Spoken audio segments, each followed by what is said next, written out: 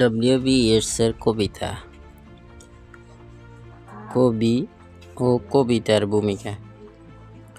কবিতা, নাটক ও গদ্য রচনার যে বিপুল বৈচিত্র্য, চমকপ্রদ সজীবতা ও অনন্য শিল্প সুষমার পরিচয় রেখে গেছেন ডব্লিউ.বি. ইয়েটস, তা সংশয়াতীতভাবেই 20 শতকের সাহিত্যে তাকে এক সর্বোচ্চ আসনে বসিয়েছে। আয়ারল্যান্ডের ডাবলিনে জন্ম হলেও ইয়েটসের বাল্য ও কৈশোর অতিবাহিত হয়েছিল লন্ডনে।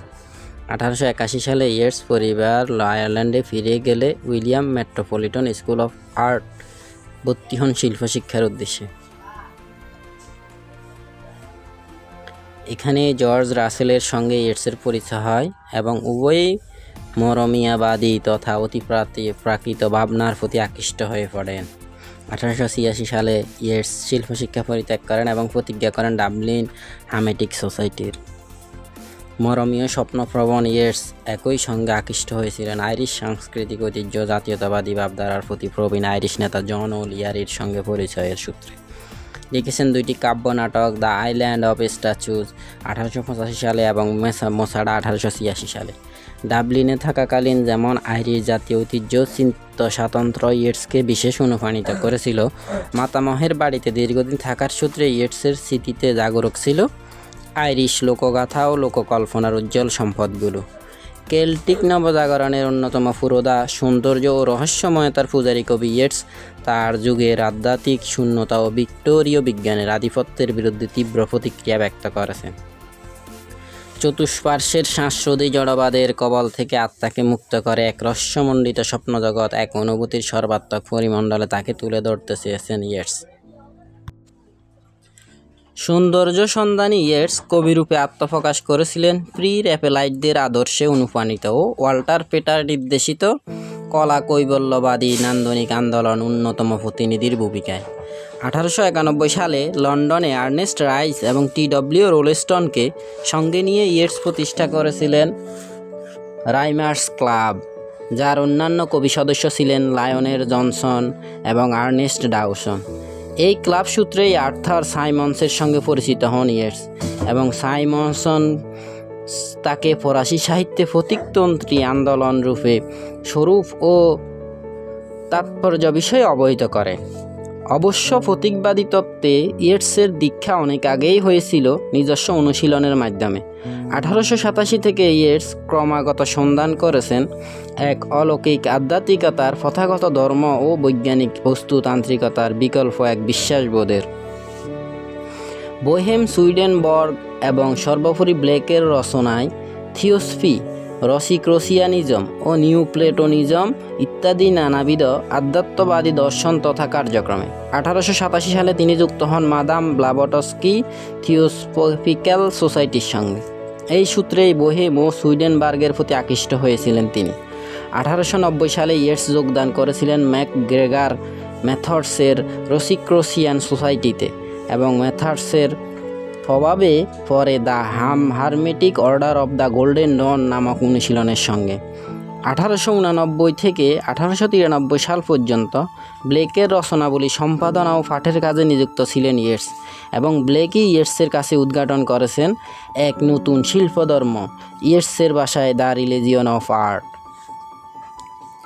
তার কাব্য রচনায় সূচনা পর্বে প্রি র্যাপেলাইটদের সৌন্দর্য দৃষ্টি ও চিত্রপমতার সঙ্গে ইয়েটস মিশিয়েছিলেন তার অলৌকিক স্বপ্নচারিতা। দুঃখ ভারাক্রান্ত বাস্তব জগৎ ছেড়ে যাত্রা করতে চেয়েছেন অতীতের সহজ সরল রূপলোক কিংবা অজানা রহস্যের কোনো এক কল্পজগতে। বিষয়বস্তুর সন্ধান করেছিলেন আইরিশ রূপকথা ও পুরাণে। গভীর সৌন্দর্য, সূক্ষ্ম কমনীয়তা ও স্বাচ্ছন্দ্য মাধুর্য এ পর্যায়ে কবিতাগুলোর প্রধান আকর্ষণ।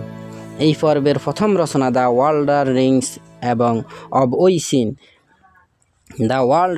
অব ওইসিন 1889 ইয়েটসকে কবি খ্যাতি দেয় এবং এই আখ্যান কাব্যে ইয়েটস প্রতীক ব্যবহারে তার আগ্রহ ও কুশলতা নিদর্শন রেখেছেন। পোয়েমস 1895 এবং the wind among the reads 1899 ইয়েটসের জনপ্রিয়তা, বিশেষ করে তার কল্পনা সৌন্দর্য ও লিরিক দক্ষতা অনেক গুণ বৃদ্ধি করেছে। 1892 সালে প্রকাশিত the Countess Cathleen and other legends and lyrics এর অন্তর্ভুক্ত কবিতাগুলো ইতিমধ্যে ক্রসওয়েজ এবং দ্য রোজ নামক দুটি পৃথক সংগ্রহে সংকলিত হয়। গোলাপ এবং রোজ ইয়েটসের কবিতায় এক বৌদ্ধিক সৌন্দর্যের প্রতীক রূপে উদ্ভাসিত হয়।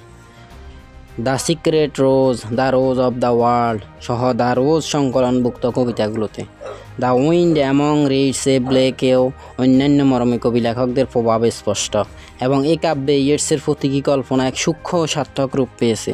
বলা যায় হাওয়া এবং বা ওয়াইন এই কাব্যে আত্মা বা আধ্যাত্মিক আকুতির প্রতীক, আর সরগাছগুলো বা রিডস দুর্বল মানব মনকে ইঙ্গিত করছে। সরবনের মধ্যে দিয়ে খেলে যাওয়া হাওয়া এখানে এক আদর্শ জগতের আকাঙ্ক্ষায় আকুল মানব মনে আরতিকে ব্যক্ত করে। ইয়েটসের প্রতীকবাদী চিন্তার মূলে ছিল এক দিব্য দর্শন বা অ্যাপোক্যালিপসি এর ধারণা। আদর্শ ভাব জগৎ তথা শাশ্বত সৌন্দর্যকে কেবল পাওয়া যেতে পারে বস্তু জগতের ধ্বংসের পরে পার্থিব রূপের অবলুপ্তিতে। যখন উদ্ভাসিত হবে দিব্য সৌন্দর্য the wind among the reads কাব্যে এই অ্যাপোক্যালিপসি এর তাৎপর্য ধরা পড়েছে পাণ্ডুবর্ণ হরিণ, কৃষ্ণবর্ণ বরাহ প্রভৃতি প্রতীকে। তবে কল্পনার শত্রুদের বিনাশ করবে এমন এক ঐশী প্রাণী রূপের যে সন্ধান ইয়েটস চাচ্ছিলেন, সেই প্রাণী ইউনিকর্নের সাক্ষাৎ পাওয়া যায় তার হোয়ার দেয়ার ইজ নাথিং 1902 সালের নাটকে। ইয়েটসের কবিতা রচনার প্রথম পর্বের শেষ কাব্যগ্রন্থ ইন দ্য সেভেন উডস 1904 এই কাব্যে কথ্য ছন্দ ও সাধারণ জীবনের উপকরণ নিয়ে পরীক্ষার চেষ্টা করেছেন কবি। বিষয় ও রীতির এক পরিবর্তনের দিকে ইঙ্গিত করা হয়েছে এই কাব্যে। বিশেষ করে এর অন্তর্গত আদামস কার্স নামক কবিতাটি। 1906 সালে তার প্রথম পর্বের কবিতার দিকে ফিরে তাকাতে গিয়ে ইয়েটস তার দৃষ্টিভঙ্গির সম্ভাব্য বদলের কথা বলেছিলেন। The normal passionate reasoning self the personality as a হোলকে কবিতায় ব্যক্ত করতে চেয়েছেন।